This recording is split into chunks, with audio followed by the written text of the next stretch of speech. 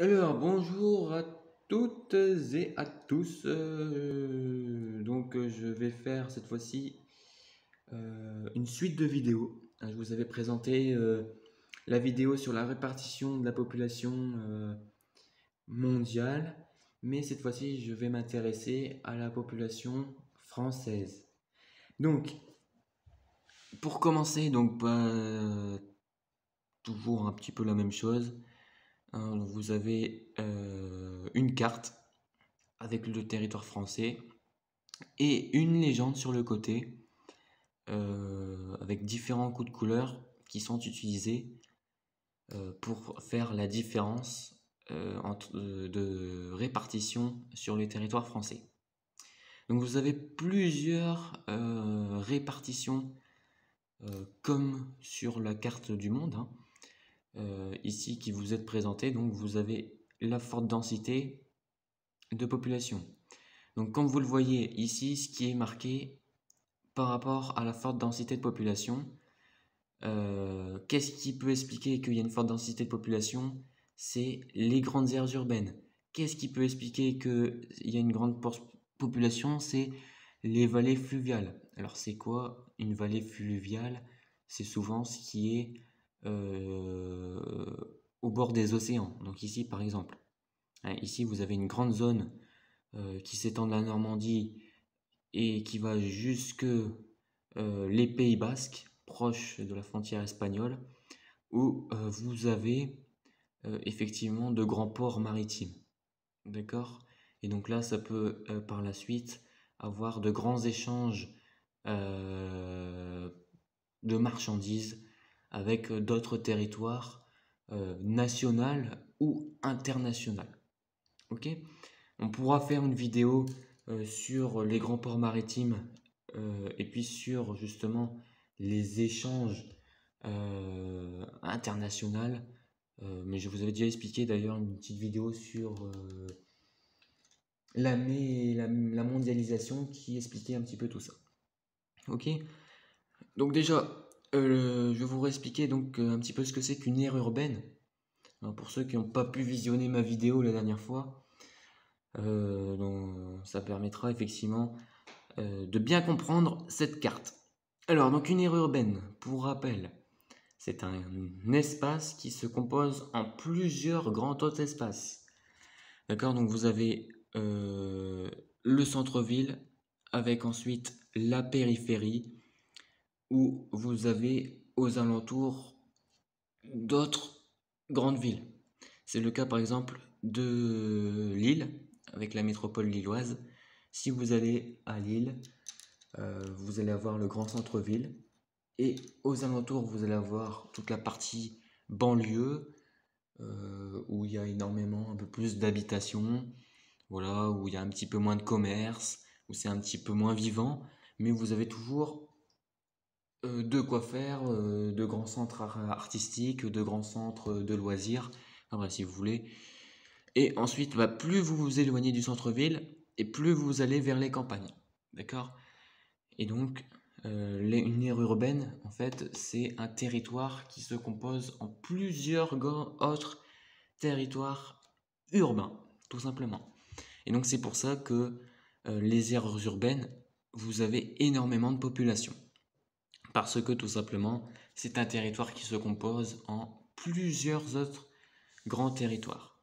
Et vous avez fait donc pour cela une vidéo où j'ai été un peu plus dans les détails. Et du coup, ça permet un petit peu de mieux comprendre ce que c'est qu'une aire urbaine. Ok? Et donc ici, vous avez aussi donc, des espaces industriels et frontaliers. Alors, des espaces industriels, c'est quoi?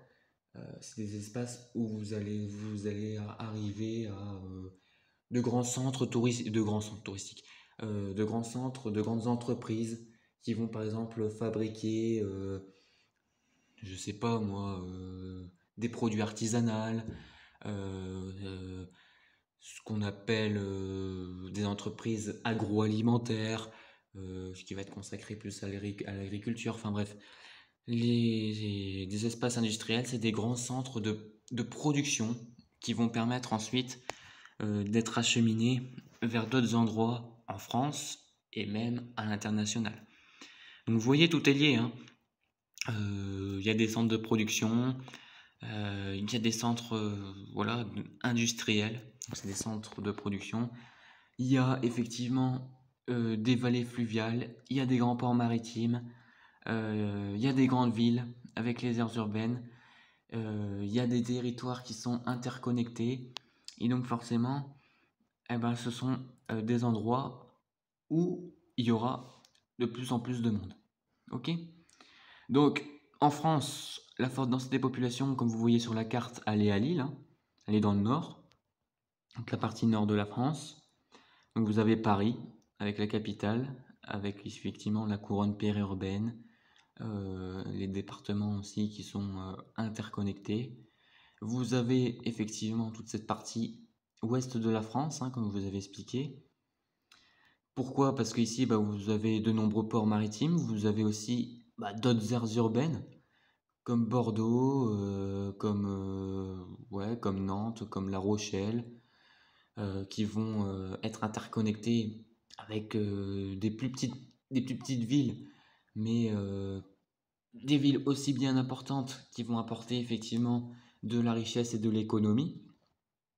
Et ensuite, eh ben, vous avez effectivement la partie sud de la France, sud-est de la France qui attire effectivement beaucoup de touristes, notamment en été. C'est aussi un endroit très fréquenté parce qu'il fait très chaud.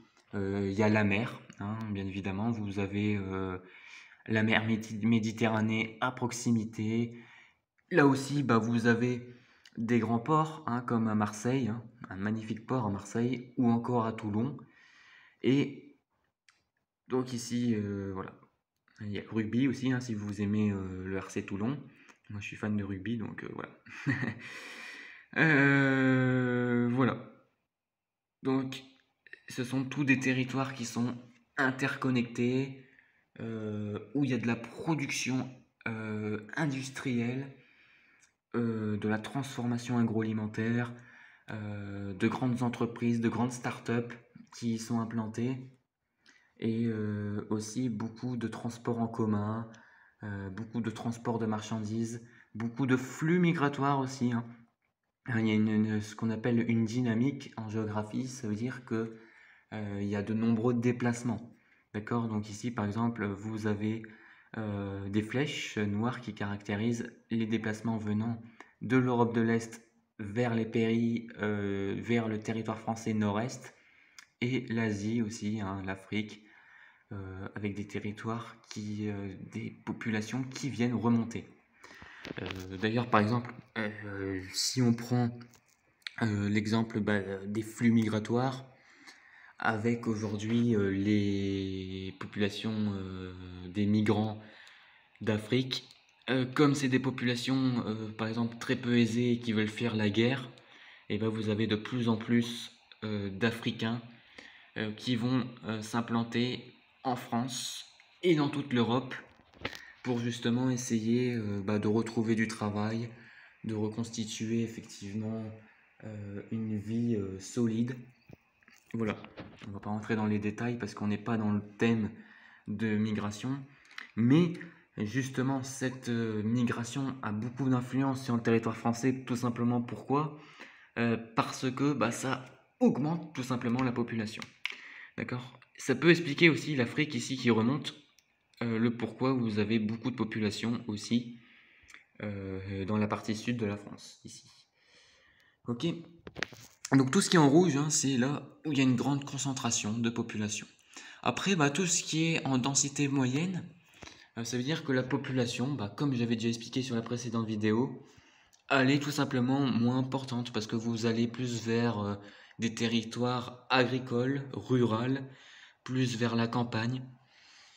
Et donc une population qui voilà, est moins importante. Vous avez peut-être aussi des anciens villages, des choses comme ça, où vous avez peut-être aussi des montagnes, hein, ou des endroits un petit peu plus rocheux, et donc ça va un petit peu moins attirer il va y avoir moins d'habitations, donc forcément moins de personnes, et donc peut-être aussi moins attirer le tourisme. Ok, donc ça va être par exemple ici toute cette partie-là en orange. Hein, ici la partie de la Loire, de la Seine, ici sur le côté, voilà. Et donc après, bah, la faible densité de population, bah, c'est quand vous avez très très peu de gens. Et ça veut pas dire qu'il y a personne, hein, mais il y a très très peu de personnes. Tout simplement pourquoi? Parce que bah, c'est la montagne, parce qu'il y a du relief, le climat aussi peut l'expliquer, comme je vous avais déjà expliqué dans précédentes vidéos. Donc toute la partie qui s'étend des Ardennes jusque dans les Pyrénées, en passant par la Champagne et le Massif central, vont être des parties où il va y avoir voilà, des endroits moins peuplés. Hein, la légende l'explique très bien, hein, faible densité, espace agricole ou forestier, montagne. Donc vous voyez, c'est pour ça qu'il faut bien lire la légende quand vous êtes sur une carte en géographie, notamment si vous étudiez beaucoup la géographie à l'école, hein, souvent c'est encore beaucoup étudié. Et voilà. Et donc voilà, quand vous voyez par exemple forte densité, tout ce qui est en dessous de forte densité, ça correspond à la forte densité. Vous voyez faible densité, tout ce qui est en dessous de faible densité va correspondre à la faible densité de population. Ça va expliquer le pourquoi ça se passe comme ça. La légende, elle est faite pour ça. Elle est faite pour expliquer pourquoi et aussi pour permettre de localiser sur la carte les endroits les plus voilà, les endroits qui expliquent le pourquoi c'est comme ça.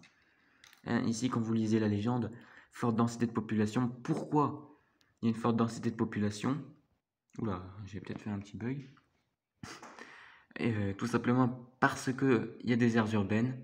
Hein, vous voyez sur la carte ici, elles sont très bien représentées parce que il y a des vallées fluviales avec notamment des ports certainement et des espaces aussi frontaliers parce que quand on regarde sur la carte, on est proche ici par exemple de la Belgique ou dans l'Angleterre si on prend le cas du nord de la France.